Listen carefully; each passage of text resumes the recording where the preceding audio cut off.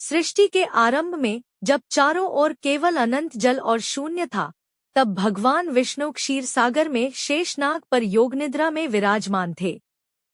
उनकी नाभि से एक दिव्य कमल प्रकट हुआ और उस कमल पर 4 मुखों वाले ब्रह्मा जी प्रकट हुए। ब्रह्मा जी ने चारों दिशाओं में देखा, पर उन्हें अपने जन्म का रहस्य समझ नहीं आया। उन्होंने तप किया और अंततः सृष्टि रचना का कार्य आरंभ किया। समय बीतने के साथ ब्रह्मा जी के मन में यह विचार आया कि वे ही सबसे महान हैं, क्योंकि उन्होंने देवताओं, मनुष्यों और समस्त लोकों की रचना की है। दूसरी ओर भगवान विष्णु स्वयं को जगत का पालनकर्ता और मूल कारण मानते थे। एक दिन दोनों देवताओं के बीच यह विवाद उत्पन्न हुआ कि सृष्टि में सर्वोच्च कौन है। विवाद धीरे धीरे भयंकर रूप लेने लगा। ब्रह्मा जी बोले, मैं सृष्टिकर्ता हूँ, इसलिए सबसे बड़ा मैं हूँ। भगवान विष्णु ने शांत स्वर में कहा, हे ब्रह्मा, सृष्टि का पालन बिना मेरे संभव नहीं। जगत की रक्षा मैं करता हूँ, इसलिए श्रेष्ठ मैं हूँ। दोनों के बीच तर्क बढ़ता गया और देवताओं में भय फैल गया। तभी अचानक उनके बीच एक अद्भुत दिव्य ज्योति प्रकट हुई। वह ज्योति इतनी विशाल थी कि उसका न आदि दिखाई देता था और न अंत। वह अग्नि के अनंत स्तंभ के समान आकाश और पाताल को चीरती हुई खड़ी थी।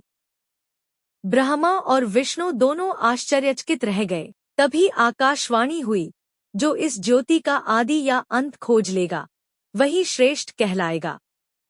भगवान विष्णु ने वराह रूप धारण किया और उस ज्योति का अंत खोजने के लिए पाताल की ओर चले गए। ब्रह्मा जी हंस का रूप लेकर ऊपर आकाश की ओर उड़ चले ताकि उसका शिखर खोज सकें। हजारों वर्षों तक खोज करने पर भी दोनों को सफलता नहीं मिली।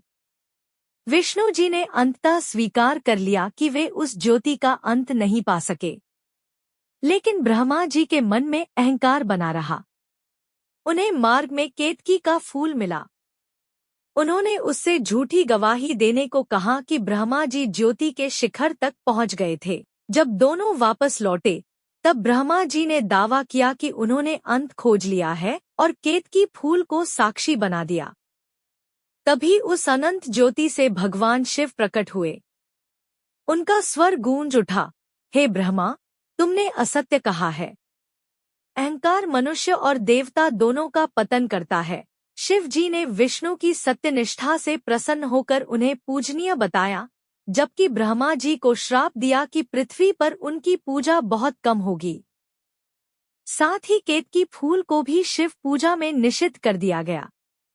उस दिन ब्रह्मा और विष्णु को ज्ञात हुआ कि भगवान शिव ही अनादि और अनंत परम तत्व हैं, जिनसे सृष्टि, पालन और संहार होता है। तभी से शिवलिंग को उस अनंत ज्योति का प्रतीक माना जाता है।